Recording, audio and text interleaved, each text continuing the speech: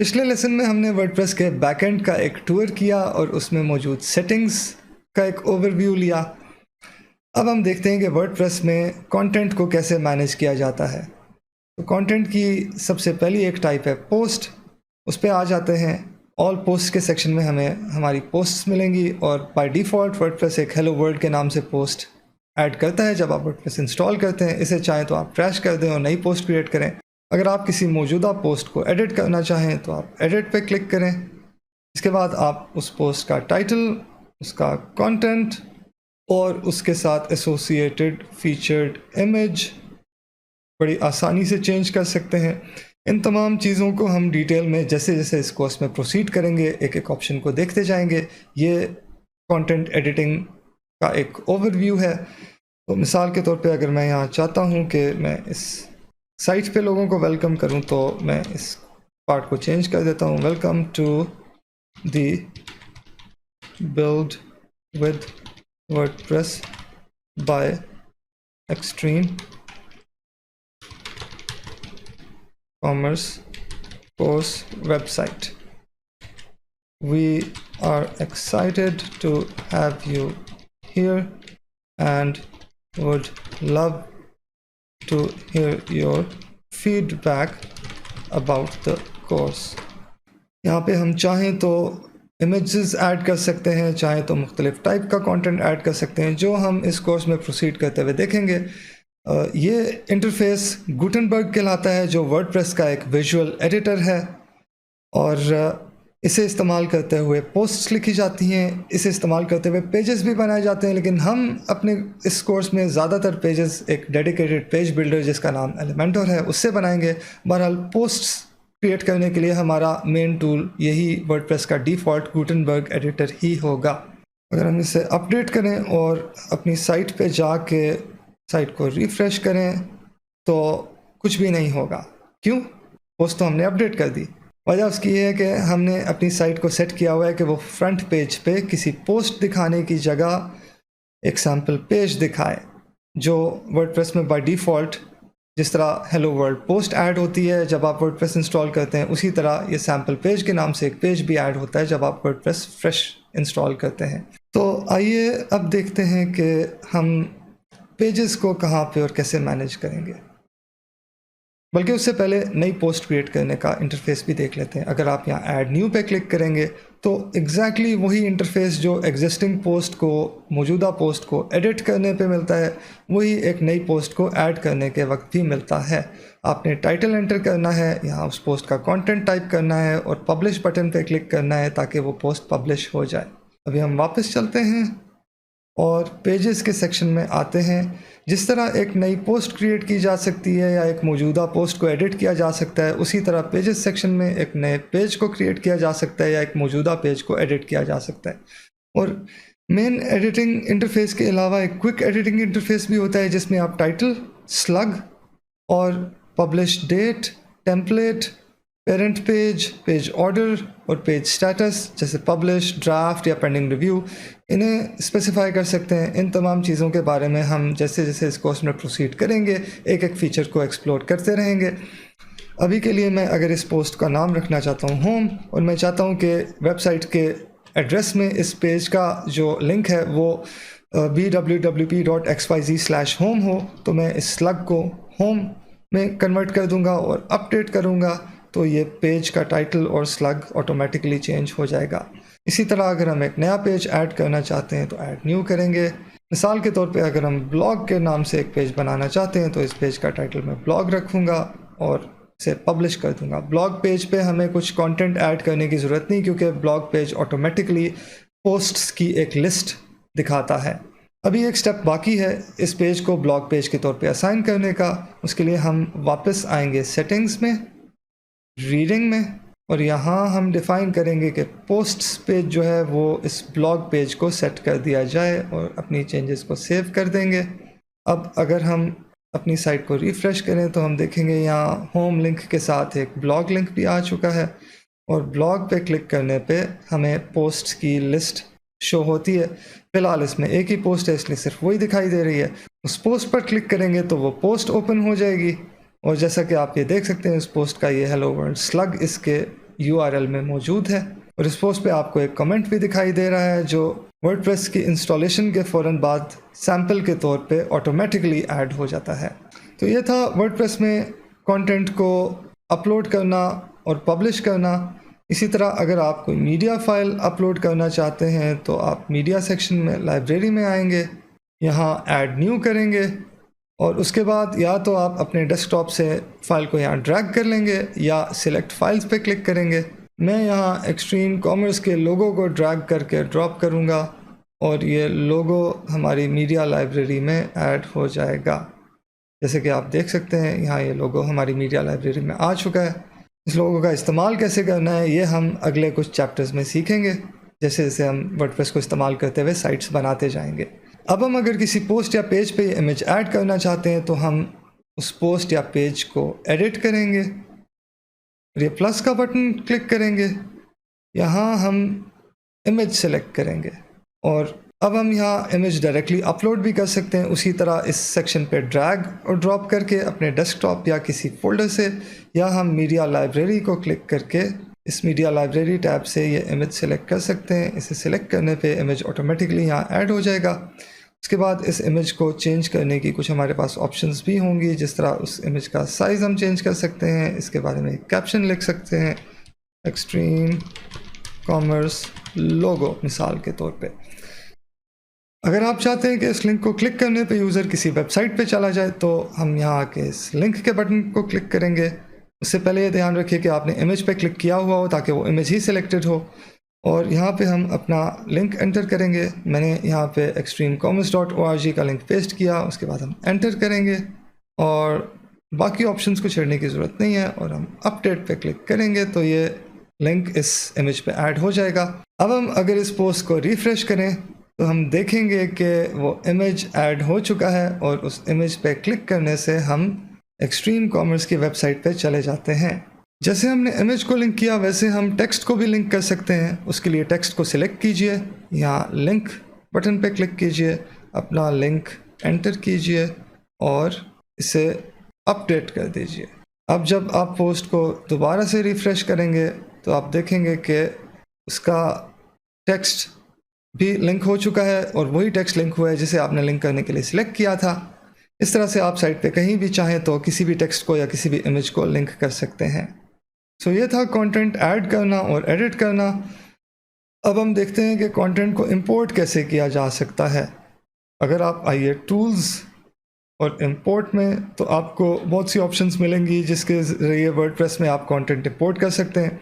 यहाँ आप Blogger, LiveJournal, Movable Type, TypePad, Tumblr या किसी और वर्डप्रेस साइट, इन तमाम कंटेंट मैनेजमेंट सिस्टम्स से लिए गए एक्सपोर्ट को आसानी से वर्डप्रेस में इंपोर्ट कर सकते हैं ताकि आप पुराने साइट से अपना कंटेंट नई साइट में ला सकें।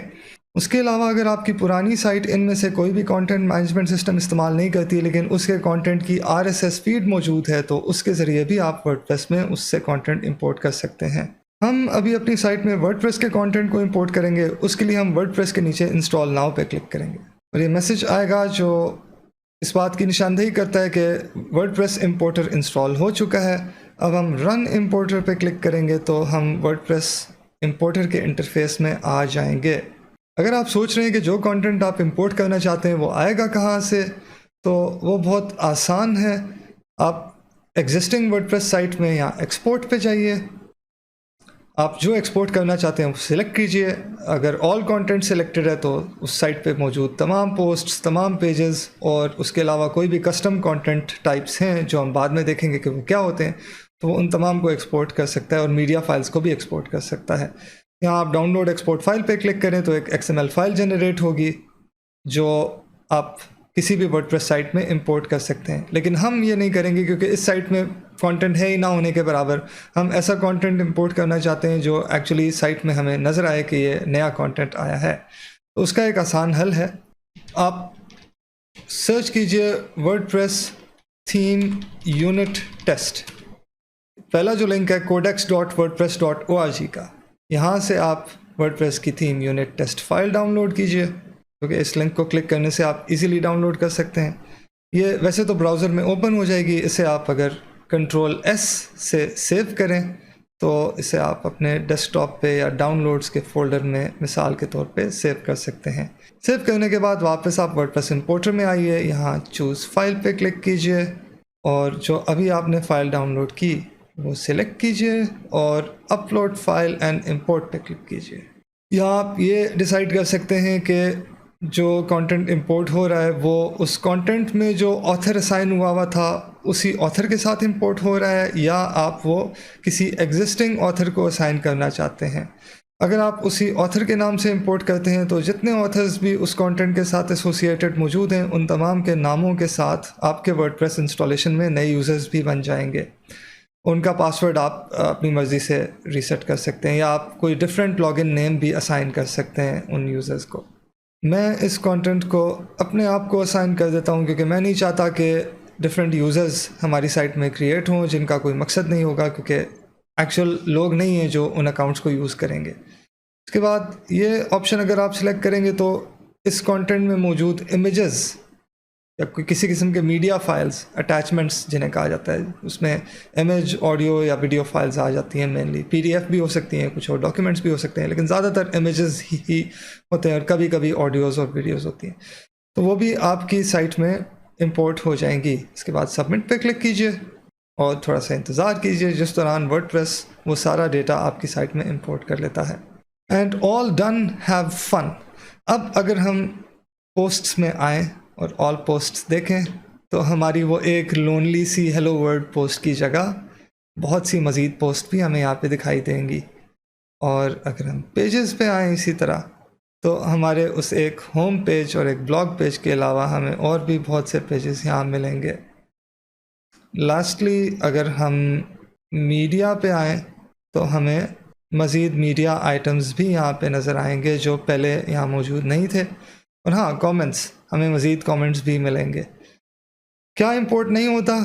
थीम, प्लगइन्स और साइट की सेटिंग्स, ये वर्डप्रेस इंपोर्टर से इंपोर्ट नहीं होती। ये कंटेंट की इंपोर्ट के लिए, या डिज़ाइन, लेआउट, फंक्शनैलिटी की इंपोर्ट के लिए नहीं है। वो आपको खुद से रीबिल्ड करनी पड़ती है उमूमन।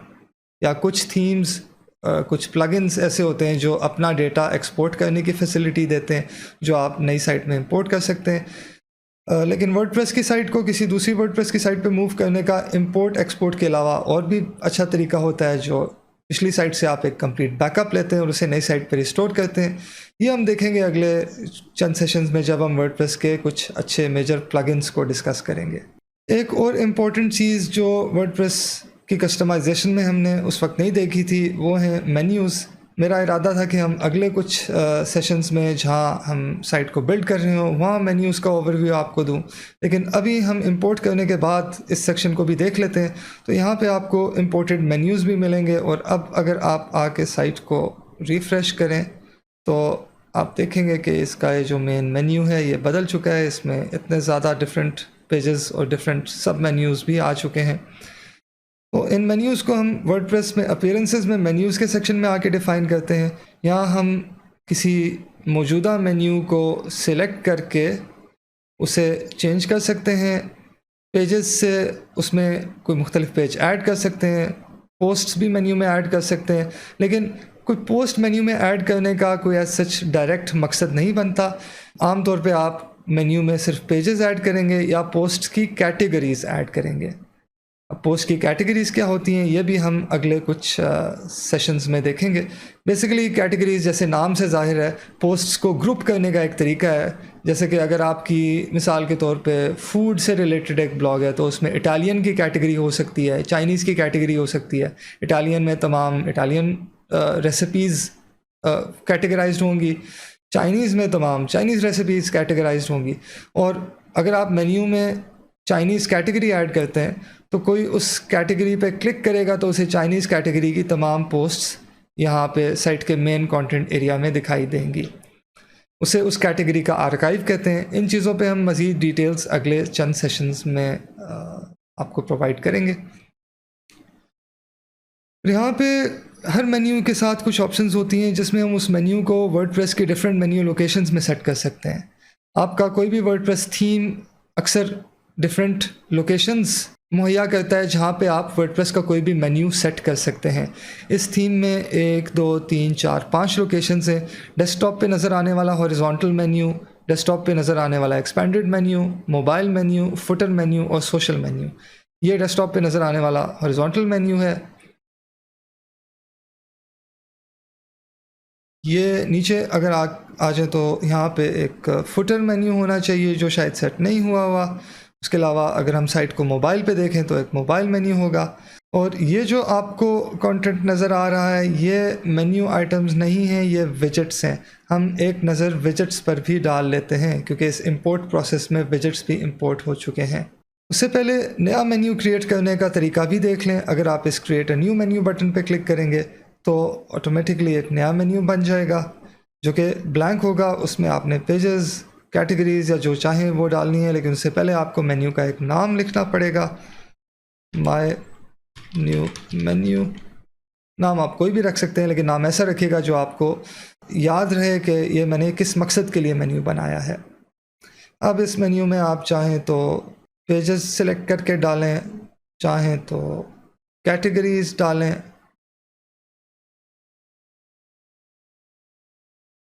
और चाहें तो किसी एक पेज को ड्रैग करके किसी दूसरे पेज के नीचे ले आएँ, किसी एक कैटेगरी को किसी दूसरे के नीचे ले आएँ। अब अगर आप इस मेन्यू को सेव करें तो फ्रंट एंड पे कुछ नहीं होगा क्योंकि मेन्यू किसी जगह असाइन नहीं हुआ। लेकिन इस मेन्यू को अगर हम डेस्कटॉप हॉरिजॉन्टल व्यू मेन्यू पे मिसाल के तौर पे असाइन करते हैं और सेव मेन्यू करते हैं तो उसके बाद वेबसाइट रिफ़्रेश करने पे हम देखेंगे कि वेबसाइट का मेन्यू चेंज हो चुका है। और ये जो अभी हमने मेन्यू बनाया था, पेज ए जिसके नीचे पेज बी नेस्टेड था, पोस्ट फॉर्मेट जिसके नीचे टेम्पलेट नेस्टेड था, वो यहाँ पे आ चुका है। हर थीम की मुख्तलिफ मेन्यू लोकेशंस होती हैं और वो वहाँ पे मेन्यू मुख्तलिफ डिज़ाइन के साथ, मुख्तलिफ स्टाइलिंग के साथ दिखाता है। लेकिन उन मेन्यूज़ को बैक एंड में मैनेज करने का तरीका वर्डप्रेस में एक यूनिवर्सल ही है। अब विजेट्स भी देख लेते हैं। जिस तरह हर थीम की मुख्तलिफ मेन्यू लोकेशंस होती हैं, इस तरह हर थीम के मुख्तलिफ विजेट एरियाज़ भी होते हैं।